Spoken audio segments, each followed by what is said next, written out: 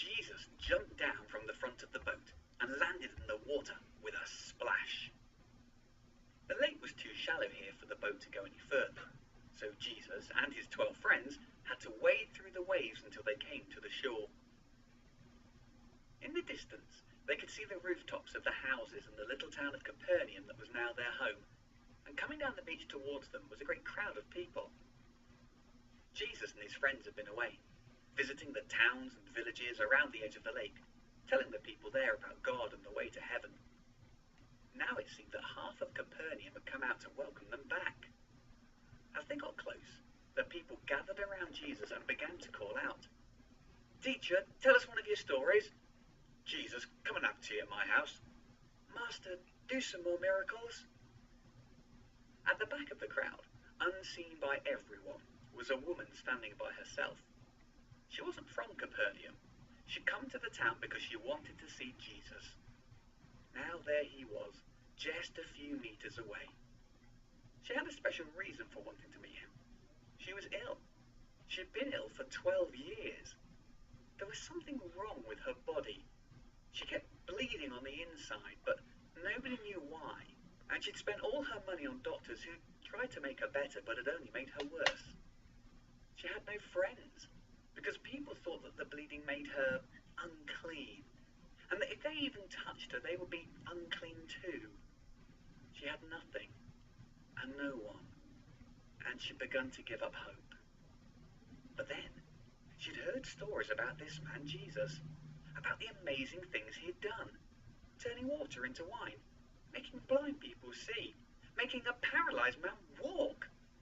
Some people were saying that he had the power to do these miracles because he was God's own son. Surely he could cure her illness. So, she'd come to Capernaum, and finding that he was away, she'd waited for Jesus to return. Now all she had to do was get to him, tell him what was wrong, and he would heal her. But there was a problem. All these people. There was no way she could get to Jesus without having to squeeze past them. But if they realized that she was ill, that an unclean woman had touched them, they'd be furious with her. They'd throw her out of the town and she'd never get to meet Jesus. She racked her brains for an answer, but she couldn't think of anything. So she closed her eyes, looked up to heaven and prayed, "Oh Lord, please let me get to your son unnoticed." Then she took a deep breath and plunged into the crowd. It had been so many years since she'd been this close to so many people that she found it terrifying. It was like being in a sea of bodies, and she felt like she was drowning. But then she pushed forward and began to move through the crowd, slipping between people as if she was invisible, and she realized God had answered her prayer. The noise of the people calling out to Jesus was almost deafening, and the nearer to him she got, the louder it became. She was right at the front of the crowd now, and just waiting for Jesus to look in her direction. And suddenly, she heard a man's voice behind her shouting, "Out of my way! Out of my way! Move!" And the next moment, someone had put a hand on her shoulder and shoved her roughly to the side. She stumbled and fell to the ground, and the crowd pressed around her so quickly and tightly that she couldn't get back on her feet. She looked up to see who'd pushed her, and saw a man dropping to his knees in front of Jesus. "Please," he cried out, "please help me, my daughter's dying." At once the shouting stopped. The crowd was silent, and everyone looked at Jesus. Jesus reached out a hand and pulled the man to his feet. "Of course I'll help you," he said. "Let's go." As the whole crowd turned and began to head back to the town, the woman with bleeding put her head in her hands.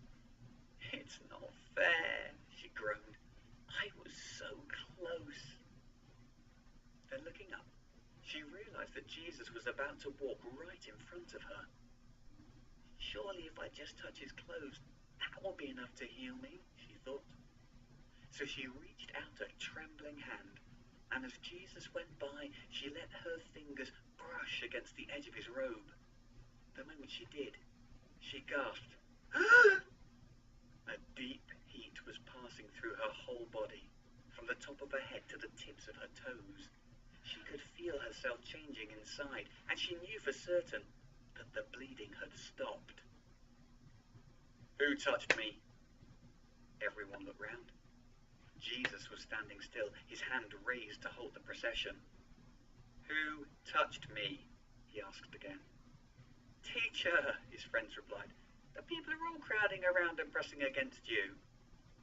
"Someone touched me," Jesus insisted. "I felt power going out of me."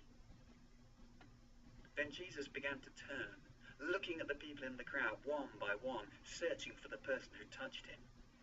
Slowly, the woman stood up, walked over to Jesus and knelt at his feet, shaking with fear. "Master," she began slowly, "it was me. I touched you. You see, I've been sick for so long, and then I heard about you, about the miracles you've done. So I came here to ask you to heal me, but I couldn't get you through the crowd, and I pushed my way through, and I was about to speak to you, but then this man got you first, and I thought that if I just touched your clothes, I would be healed. And I have been." She waited for Jesus to answer, afraid that he would be angry with this unclean woman who had dared to touch him. But when he spoke, his voice was calm and gentle. "It wasn't my clothes that healed you," he explained. "It was your faith. You believed in me. You're free now. Your illness is gone, and it will never return. Go in peace." As Jesus was saying these words, a small group of men came hurrying down the beach from the direction of the town and stopped by the man whose daughter was dying. One of them stepped forward and quietly told the man, "Your daughter's dead. There's no need to bother Jesus anymore." When he heard these words, the man looked as if he was going to collapse on the spot, but Jesus put his hands on the man's shoulders and held him steady. "Look at me," Jesus ordered. "Don't be afraid. Just believe. Believe like that woman believed." And turning to his friends, he said, "Peter, James, John, you're with me. The rest of you, stop this crowd from following us." Then Jesus, his 3 friends and the man hurried away toward the town. When they came to the man's house, everyone inside was crying and wailing. "What's all this noise?" asked Jesus. "She isn't dead, you know. She's just asleep." The people looked at Jesus as if he was mad, and they began to laugh. "That's enough," Jesus snapped. "Now off you go." And he sent them outside, all except for the man's wife. Then the man and his wife showed Jesus and his friends into their daughter's room. She was lying on her bed, not moving, not breathing, completely lifeless. Jesus sat down beside her, took her hand in his, and in a voice that was barely more than a whisper, he commanded her, "Little girl, get up." At once the girl opened her eyes and took in a deep breath. The man and his wife let out a cry of alarm and drew back in fear. But when their little girl sat up, they rushed forward and threw their arms around her. "Don't tell anyone what happened in this room," Jesus warned them, "or people will be asking her about it for the rest of her life. She'll never hear the end of it. And give her something to eat. She'll be hungry after what she's been through." And with that, Jesus and his friends left the house and headed for home. The man looked at his wife and smiled. Her tears of grief had turned to tears of joy. "How did he do it?" she asked him. "How did he bring her back to life?" "I don't know," her husband replied. "It must be true what they say about him. He really is the Son of God."